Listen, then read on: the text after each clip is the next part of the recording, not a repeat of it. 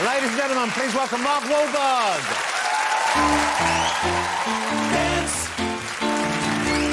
Boogie Wonderland. Dance,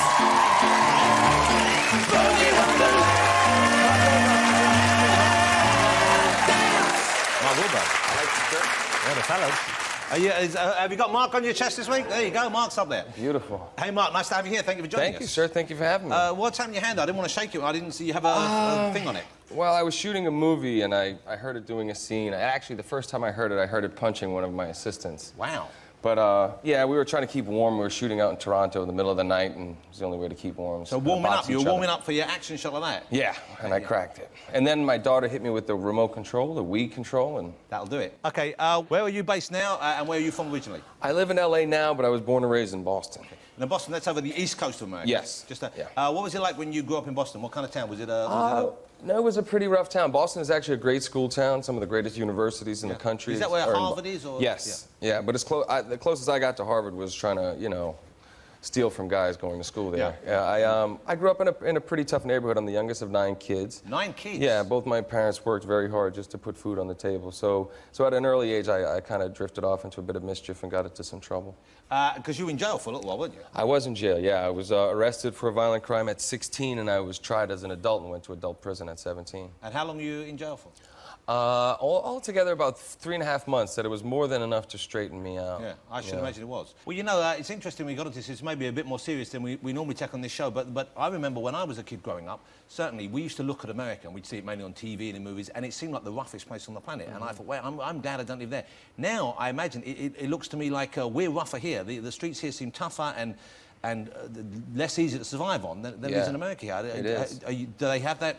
Do they understand what's going on in this country, in the States at the moment? Do they know? Yeah, well, I remember the first time I came here. I wish I had brought all my friends, because I remember the police didn't even have guns. It could have been like a free-for-all. You know, you start letting Americans in here, and you guys are in big trouble.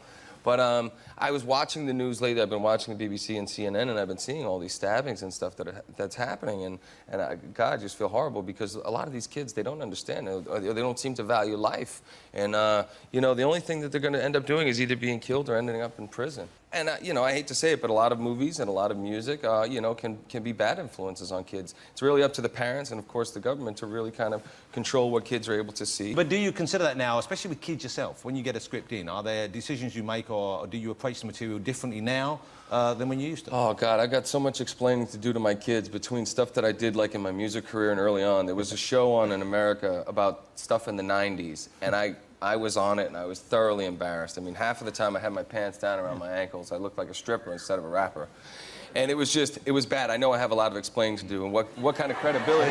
There's a picture of you as a... Yes, exactly. What kind of credibility am I going to have if, you know, all of the dumb things that I did have pretty much been documented. I don't have any evidence of my parents doing anything dumb. And of course, that's how we first got to hear you, and you first gained some degree of fame and being well known. You were Marky Mark with the... Was it the Funky Bunch? The Funky Bunch, yes. OK, now there is Marky Mark with the Funky Bunch. Where are the Funky Bunch now? Do we know? They're actually... the Funky Bunch is making a comeback right now, along with the New Kids on the Block. They're all coming back. Of course, and your brother was in the New Kids, wasn't he? Yes. OK, but the Funky Bunch, will they be coming back with Marky Mark, or presumably Marky Mark won't be with the Funky Mark is retired, unfortunately. OK, we have a clip of Mark back when he was Marky Mark, and, you know, he said that he was often... Yeah, well, you know, we might as well get this out of the way now, so your kids are ready for this. And you're about 19. Can they bring me out a glass of red wine? They could bring you out a glass of red wine. They asked me for a drink. I didn't think I would need it. OK, here we go. This is Marky Mark with the Funky Bunch.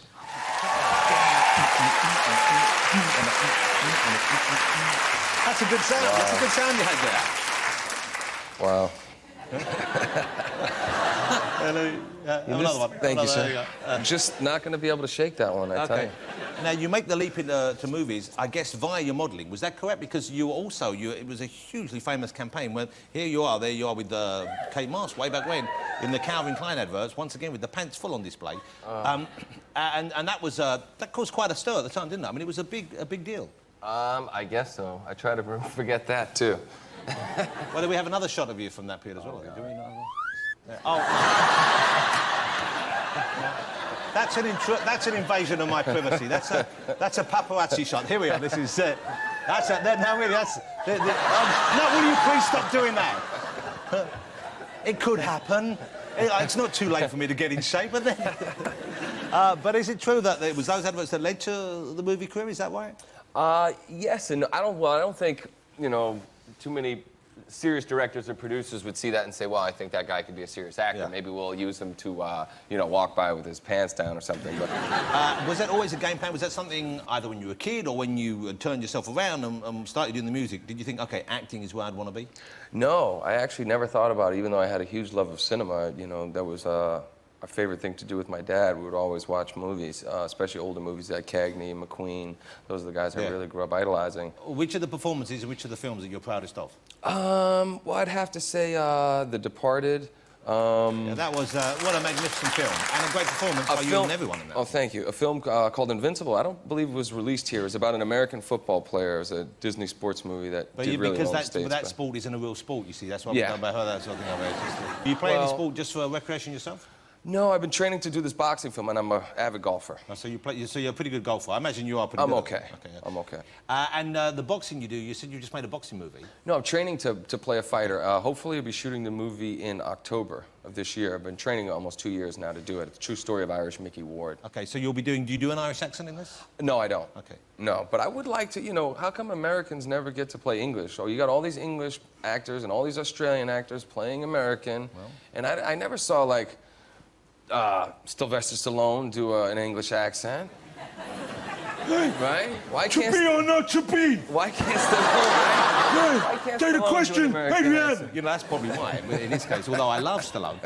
Can you do an English accent? I don't know. Well, then, don't sit there saying, I would like to do it. Come on, let's have a look. Actually, no, I don't like being put on the spot. I'm very shy. Tough titty. Tough titty. My friend told me to call you a wanker. No, you see... And he's trying to show his rubbish and bollocks. That's pretty good. Bollocks. Who taught you that? Oh, God, I always imitate Jason Statham when I worked with him. That's and pretty I've good. worked with many guys, but, you know, my whole thing is I'm always very serious, so I would definitely pull a Daniel Day-Lewis and come here and live for a year, because I wouldn't want to do it. I wouldn't want to do anything and be embarrassed. So I've done enough to embarrass myself in the past, and the only reason why I've really succeeded at acting is because I've really done the homework and the preparation, and I wouldn't take on a role that I couldn't handle. Well, let's go back then to the first movie where I think people took you seriously as an actor, really, was Boogie Nights. And that was a tremendous movie. Great piece of work by the young director. It's Paul Thomas Anderson, wasn't it? His first big movie. Great cast with you there. We see you with John C. Reilly and, of course, Philip Seymour Hoffman. Yeah. Both of them who've gone Academy on to Award huge winner success. now, Yeah, fabulous piece of work. Awesome. What a great subject as well. What a strange subject. Yes. The early days of the American porn industry. And, of course, you were sort of playing, it was like the John Holmes character. He was a phenomenally well-endowed performer in that particular adult film. Was there any concern about you in that way? Did you know early on that because they use a prosthetic, did they measure you for that, or what did they do? Yeah, I had to go to this whole weird thing, man. There's all these, you know, people who do this kind of work don't have a lot of time on their hands, or they have too much time on their hands. I went up, and there was like this platform. You had to stand there, and they kind of mold this thing around you. And then when they had to glue it on and then take it off, and you couldn't... So hang on, so they glued I had to it wear on? it for 12 hours. So it was glued on using, like, just... Super glue. The thing weighs a good 3 pounds, too. I mean, you know. And they had to try to get it right a couple times. The first one they had, the thing was basically hard. Every time I sit down, the thing would just go bang, and it'd be looking you in the fucking face. You have to kind of push it out of the way to talk to somebody. When I was 14, I had a whole summer just like that. It was terrible. It was a nightmare, I'm telling you.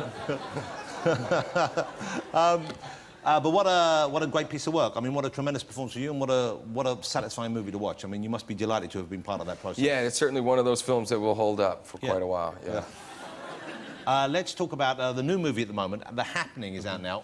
What attracted you to this movie? What was about this part? What about this film that you wanted to do? Well, I've always been a big fan of M. Night Shyamalan. Now, he's the guy, of course, who did Sixth Sense and Signs, Unbreakable. The Village, yeah. And he's just an amazing talent. He called me and said, I wrote this part for you. And when I read the script, I was just blown away because it is so different from anything I've done, especially lately.